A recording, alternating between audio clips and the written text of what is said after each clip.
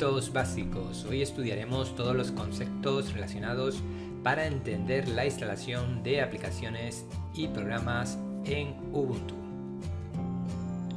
La primera pregunta que nos vamos a hacer es ¿qué es un paquete? Fijaros, aquí he dibujado lo que son las carpetas de un sistema operativo. Sabéis que todas las carpetas están colocadas en modo árbol.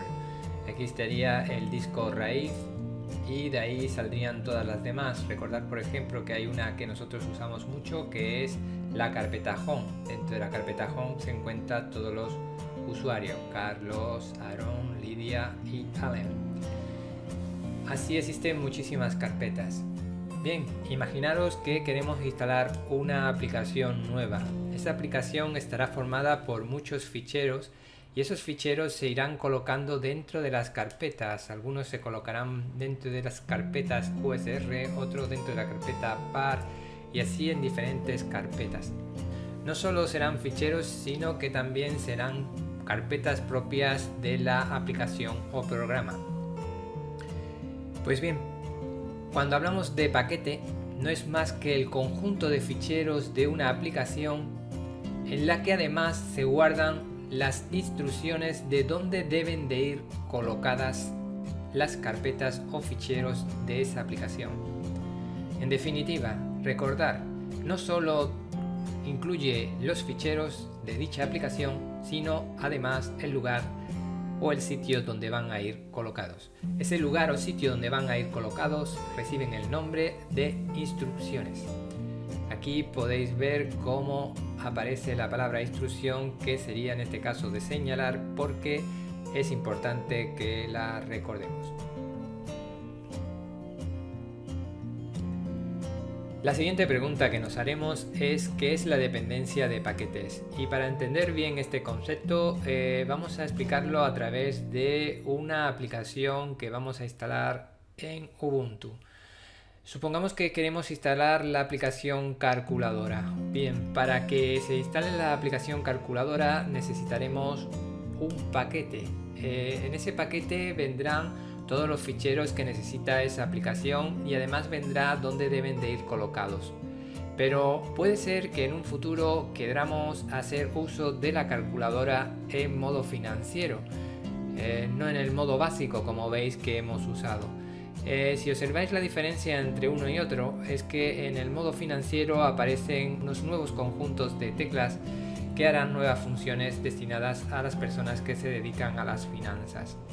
Bien, ese conjunto de teclas y esa funcionalidad pueden venir de otro paquete.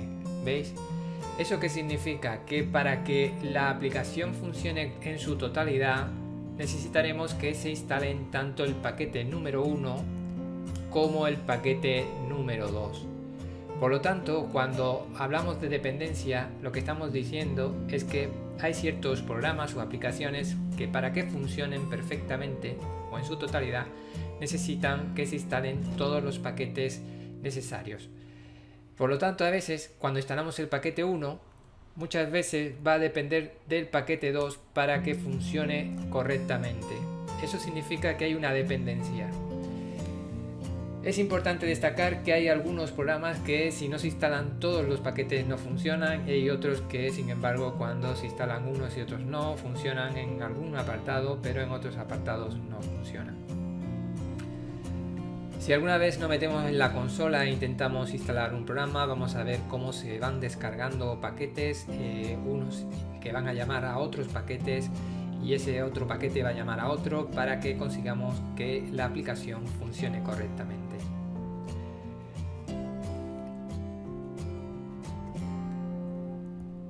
Continuamos ahora con la pregunta ¿qué es un repositorio? Es una pregunta fácil de entender. Imaginaros que estamos sentados en nuestro ordenador intentando descargar una aplicación en Ubuntu.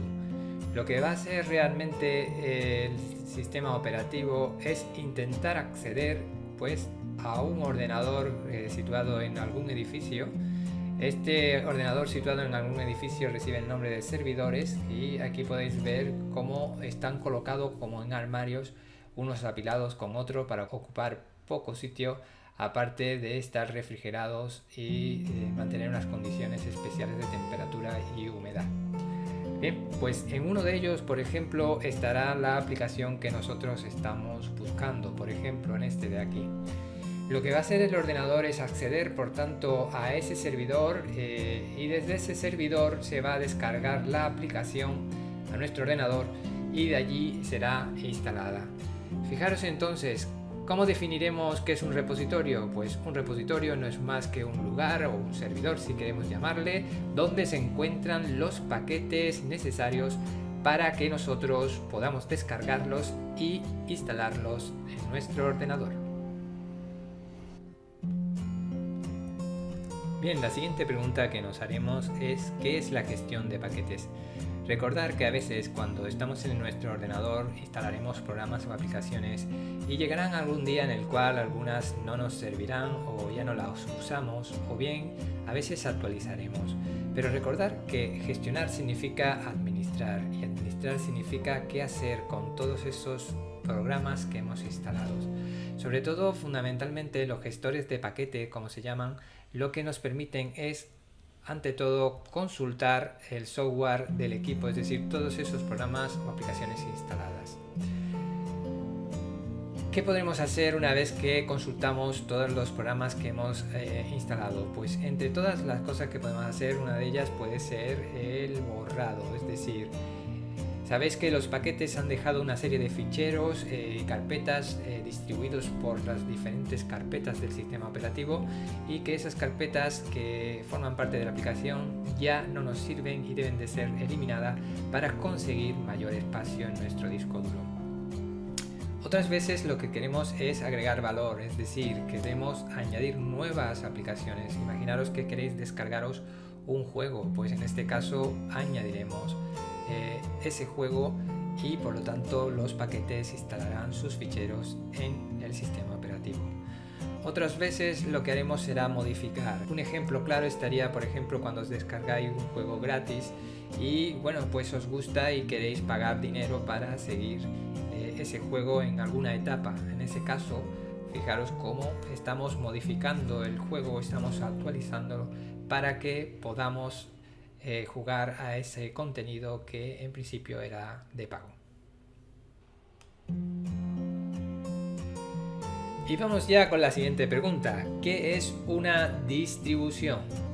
Antes de ver lo que es una distribución, vamos a repasar qué es un sistema operativo. Recordad que para saber qué es un sistema operativo vamos a dividirlo en trozos o partes. Por un lado, en un sistema operativo siempre te encuentras tú sentado ahí en la silla manejando programas generalmente. Es decir, que luego, como veis, tendremos los programas, ya pueden ser Word, Excel, Access, etc. Luego en el sistema operativo siempre tendremos lo que le llaman shell, que si os fijáis aparece en la parte exterior, por eso la shell también recibe el nombre de concha. La shell lo que va a hacer fundamentalmente es recibir las órdenes del programa. A continuación de la shell tenemos la kernel. La kernel está justo en el centro, por eso recibe el nombre de núcleo también. Entonces, para ver cómo estos elementos interactúan uno con otro, vamos a suponer, por ejemplo, que estás escribiendo un documento y que le das a la tecla guardar. Lo que va a hacer el programa cuando le das a la tecla guardar será pasarle a la shell que el usuario quiere guardar. Y la shell lo que va a hacer es transformarlo en comandos. Esos comandos se lo va a pasar a la kernel. Y la kernel lo que va a hacer con esos comandos es transformarlos, o vamos a decirlo, traducirlos al lenguaje que lo pueda entender la máquina. Es decir, la kernel le va a pasar la información en ceros y unos en código binario al hardware. Por lo tanto, como podéis ver, la shell no se entiende bien con el hardware, pero sí se entiende bien con los programas. En definitiva, el usuario se entiende bien con los programas se entienden bien con la shell se entiende bien con la kernel y la kernel se entiende estupendamente con el hardware. Son como diferentes partes que interactúan unas con otras, o si queréis entenderla mejor, como si fueran traductores. Antes de terminar de lo que es el repaso del sistema operativo, sí recordar que la interfaz de línea de comando, es decir, la consola, recibe también el nombre de CLI y que la interfaz gráfica del usuario recibe también el nombre de GUI.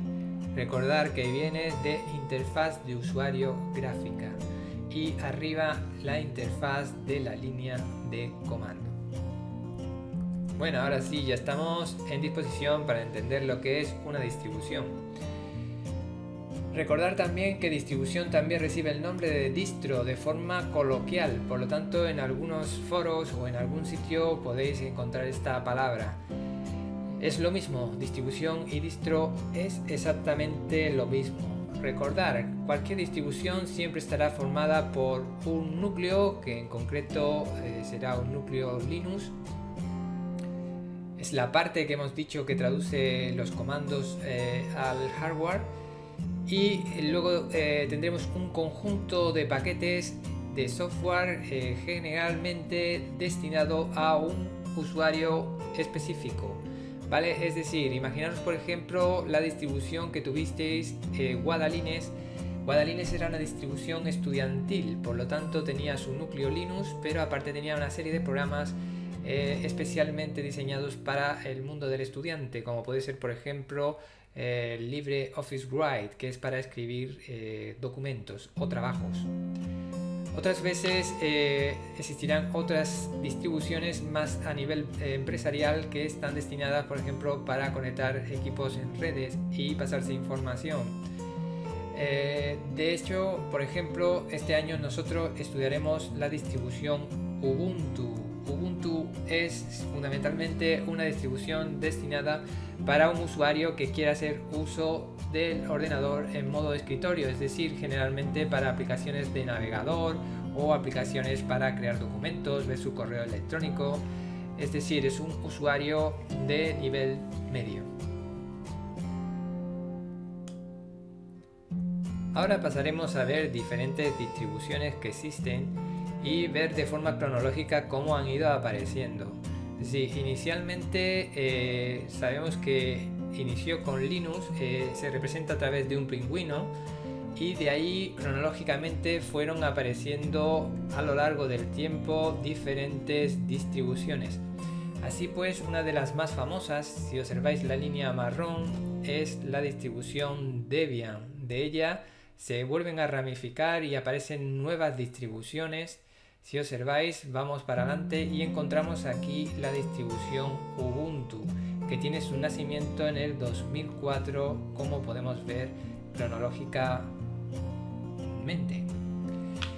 Bien, es impresionante ver la cantidad de distribuciones que podemos decir que son sistemas operativos que se parecen, pero que aparentemente pues tienen una interfaz diferente, pero siempre todas conservan que tienen un núcleo y ese núcleo es Linux. Los desarrolladores Debian son un conjunto de personas que se encargan de realizar software y que ese software tienen una extensión que es .dev, ¿vale? Que pueden ser usados por todos estos hijos que van naciendo posteriormente. ¿Cuál es el motivo de usar una distribución u otra distribución? Pues como hemos dicho, cada usuario tiene unas necesidades diferentes y cada sistema operativo, o vamos a llamarle mejor distribución, está más adaptada a un tipo de usuario que a otros. Una forma básica o fácil de entender lo que es una distribución es compararla con una receta de cocina. Vamos a suponer que aquí se encuentra la receta de cocina de un pastel, o mejor dicho, de una tortilla. Inicialmente esta receta contendría, por ejemplo, la receta básica, en la que estaría formada, por ejemplo, por huevos, aceite, sal y patatas. Pero posteriormente, pues escogida esta receta, porque es distribuida de forma libre, es decir, se puede ver su código, y al ser distribuida de forma libre, las personas la cogen y la modifican. Por ejemplo, el grupo Debian cogió esa receta y la modificó, añadió nuevas cosas. Por ejemplo, imaginaros que añadió un nuevo ingrediente, podríamos decir pimiento, y crea la tortilla de pimiento, claro, con patatas. Continúa esa receta y llega a otro grupo, por ejemplo este grupo que tenemos aquí arriba, y vamos a ponerlo también con un cuadrado para no liarlo. Este grupo en concreto coge la receta de Debian y la modifica, y además de pimiento le echa cebollas. Bien, pues ya hay otra segunda modificación, y así continuamente se va modificando, aunque todos son parecidos, pero se diferencian unos de otros.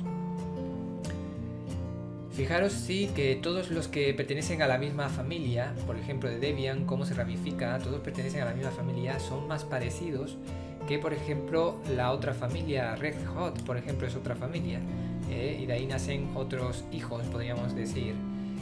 A partir de ahí pues nacerán, por ejemplo, nuevas recetas, pero sí sabremos siempre que las recetas de los hijos de Debian se parecerán a la de Debian. Sin embargo, las recetas de los hijos de Red Hat siempre se parecerán más a las de Red Hat. Finalmente, decir que una distribución, por tanto, no es más que también un conjunto de paquetes en los cuales yo voy a conseguir que esos paquetes instalen una serie de ficheros en mi ordenador y los pongan cada uno en un cierto orden. Pero no solamente son esos ficheros y esas carpetas que se van a instalar en mi ordenador, sino que además vienen las instrucciones de dónde se deben de poner dichas carpetas o dichos ficheros. Bien, y vamos a continuar con la gestión de paquetes Debian. Recordar, Debian no es más que el conjunto de personas, vamos a llamarle informáticos, que desarrollan software para darle utilidad al núcleo del sistema operativo Linux. Estos software tienen un logotipo que podemos ver aquí abajo. Todo el software desarrollado por Debian generalmente se puede usar en todos los hijos de Debian. Recordar, no solo existen hijos de Debian o distribuciones hijos si queréis llamarle, sino que también hay hijos de esos hijos. Entre ellos encontramos Ubuntu. Ubuntu va a poder utilizar todo ese software que ha desarrollado inicialmente los desarrolladores de Debian. Para determinar ese software, es decir, para saber si el software es desarrollado por Debian, podemos ver que los archivos, aquí podemos ver un archivo, pues tienen una extensión. Recordar que la extensión es lo que está detrás del punto. ¿Ven? Pues lo que aparece detrás del punto, fijaros, esta es la extensión, y todos los programas desarrollados por Debian van a tener la palabra DEB, que significa que es un software desarrollado por ellos y vale para todas las distribuciones que tanto para Debian como sus hijos progenitores. Por tanto, después de saber esto, tenemos que ver que la gestión de los paquetes Debian se trata fundamentalmente del conjunto de comandos para gestionar estos paquetes, es decir, todos los comandos que veremos a partir de ahora para poder instalar, borrar, modificar, actualizar todos estos ficheros que los paquetes van dejando en el sistema operativo, o bien no solo que los van dejando, sino que los instalan por primera vez.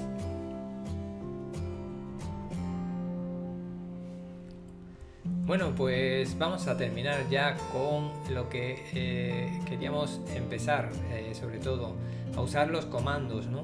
Pero claro, para usar los comandos pues sabemos que era necesario entender todos los conceptos que hemos explicado anteriormente. Aquí vamos a hacer una puntualización, es decir, no vamos a entrar ya en el comando, pero sí vamos a introducirlos para que conozcáis su nombre, ¿vale? Y bueno, pues lo primero de todo, ¿qué comando se utiliza para gestionar los paquetes? Es decir, ¿qué comando se utiliza para instalar programas? ¿Qué comando se utiliza para borrarlos? ¿Qué comando se utiliza para actualizarlos? Bien, pues el comando que se suele utilizar, el más importante, sería dpkg. ¿Qué ocurre con este comando? Pues que vamos a decir que los programadores que hicieron este comando generaron una forma de usarlo, es decir, su forma de uso no es una forma muy fácil de usar. Eso significa que es un comando un poco, vamos a decir, difícil. Es un comando difícil. Bueno, algunos que manejen este comando dirán, bueno, pues no es tan difícil. Pero bueno, pues en principio podemos decir que es un comando un poco complicado. ¿Qué se hace entonces? Pues vamos a decir que para facilitarnos la tarea, pues han creado lo que le llaman una serie de comandos intermedios, ¿vale? Bueno, pueden ser comandos o pueden ser aplicaciones, ahora veremos, ¿vale? Que lo que hacen fundamentalmente es que crean una capa front-end.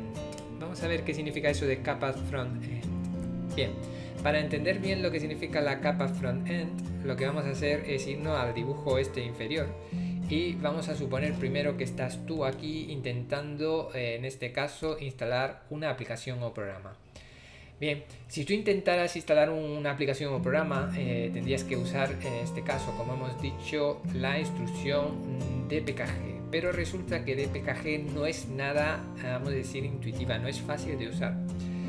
Se ha buscado una solución que se denomina, vamos a decir, o podemos decir que es una capa, si queréis llamarle. ¿Por qué? Porque no estás directamente relacionada con el comando, sino que en medio han puesto una cosa intermedia, por eso recibe el nombre de capa.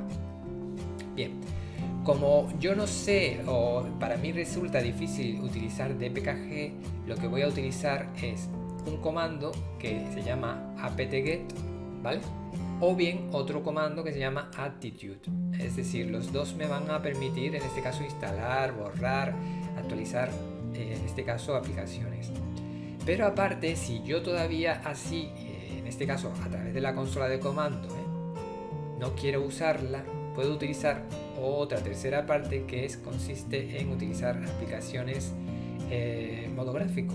Esas aplicaciones existen varias, pero una de ellas es Snaptip y el otro es el centro de software Ubuntu, que es cuando nos metemos en Ubuntu. No sé si habéis fijado que aparece una bolsita con una A, que es como si me fuera a la tienda a comprar aplicaciones. Por eso en este caso se llama centro de software Ubuntu. Aquí tenemos un ejemplo del centro de software Ubuntu cuando se abre. No sé si se ve bien, pero me aparecen, por ejemplo, aquí pues las diferentes aplicaciones que puedo descargar. Bien, la forma más fácil, por tanto, hemos dicho que estamos aquí en el ordenador intentando instalar aplicaciones, pero claro, internamente el ordenador lo único que entiende es el comando dpkg, y dpkg es muy difícil. Entonces las opciones que teníamos era, o bien la más fácil de todas, que consiste en esta de aquí, que es la de instalar las aplicaciones en modo gráfico, o si de esa manera no queremos, pues tenemos en modo comando. ¿Veis? Está el comando apt-get y attitude. Son dos comandos que se utilizan para lo mismo. Esos comandos, por lo tanto, están aquí. Lo que hemos dicho está en la capa front-end. Y lo que van a hacer es dárselo a la capa siguiente, ¿vale? La capa siguiente que recibe el nombre de back-end, donde sí se encuentra el comando dpkg. Es decir, lo que hace fundamentalmente es que como nosotros no sabemos manejar el comando dpkg, lo que hacemos es hacer uso de una capa en medio, que es la capa azul. Esa capa azul lo que hace es realmente escoger nuestra instrucción de forma fácil y transmitírsela a backend, donde en el backend se va a crear ya el comando dpkg automáticamente sin que nosotros tengamos que conocer este comando, que no es tan intuitivo como hemos dicho.